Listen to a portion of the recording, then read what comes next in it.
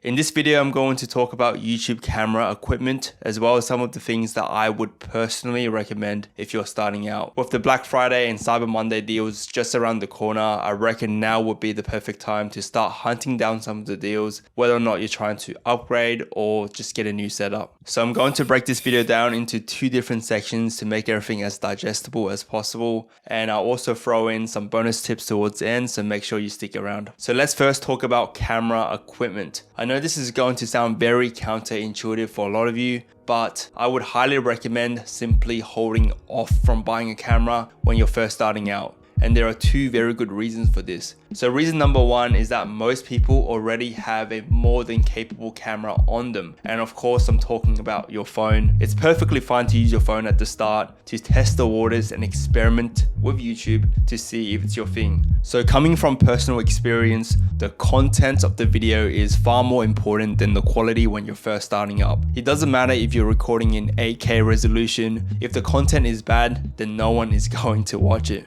So with that comes reason number two, and that is you don't even know if YouTube is going to work out. I've just seen way too many people buy all this fancy equipment at the start to later realize that YouTube is either not for them or they just simply give up after not seeing any results. So the only reason why I actually even own a camera at the moment is because I use it for other work. Otherwise, I would still be shooting on my phone. And just FYI, spoiler alert, the whole video so far is actually recorded on my phone and not on any fancy camera equipment. I just wanted to demonstrate that, you can start with anything. You don't need to invest hundreds and thousands of dollars into camera gear to get started. And literally anything right now that you've got is good enough. So if you have decided not to get a camera at the moment, then feel free to skip to the second part of the video, which is arguably even more important than the camera equipment itself. But otherwise, here is my recommendations for cameras and some of the things that I would personally look out for if I was buying one. First, it's important to figure out what type of content you're gonna be making. Are you going to be making vlogs, talking head videos?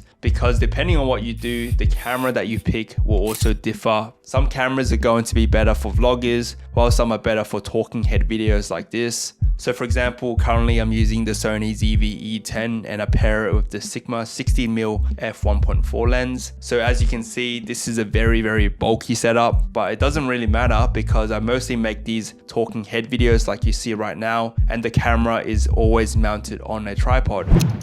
What does matter to me though is the blurry background which I can achieve from the lens. If I was shooting something that has a lot of action, for example, I will be either using my GoPro or the DJI Pocket because it has much better stabilization. As you can see, it's important to buy a camera that is fit for purpose and not just following what other people are saying. Therefore, you'll need to do a bit of your own research. Okay, so with that being said, I'll put a list of my own camera recommendations in the description, broken down into different content categories to get you started. Section number two is arguably even more important than video quality, and that is having decent audio. If all you hear is a bunch of background static sound, then people are going to click off regardless of how amazing the content is. The good news is it's actually relatively easy to achieve decent audio quality without having to spend a lot of money. So what I did when I first started making videos was actually buy this really cheap $20 lapel microphone from Amazon. So you just attach it to yourself and connect the other end to either your camera or your computer,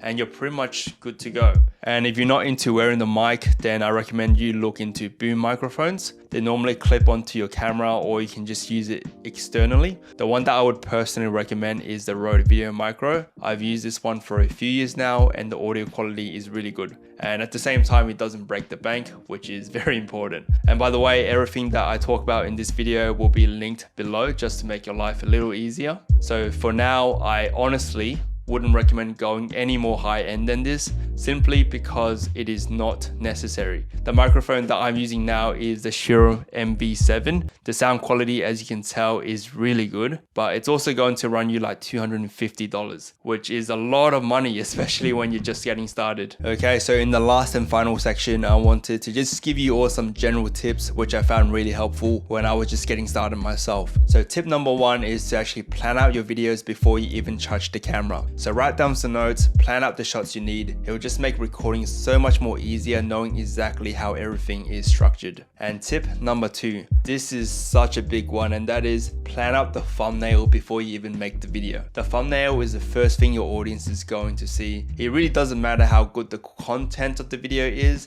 if no one's gonna click on your video in the first place. So make sure your thumbnail attracts attention, and if you're struggling for ideas, the best thing you can do is actually go look at other people's thumbnails to get a little bit of inspiration. My final tip is to make content on what you actually enjoy. I don't want to demotivate anyone, but YouTube is hard, and the chances are it will take many videos before you will even see any results. And if you don't like what you're doing, then you probably won't stick around for too long or even long enough to see results. So that about wraps it up. Hopefully you found some value in the video. These videos do take a very long time to make, so if you can drop a like and comment, I would really appreciate it. But otherwise, I'll see you all in the next video.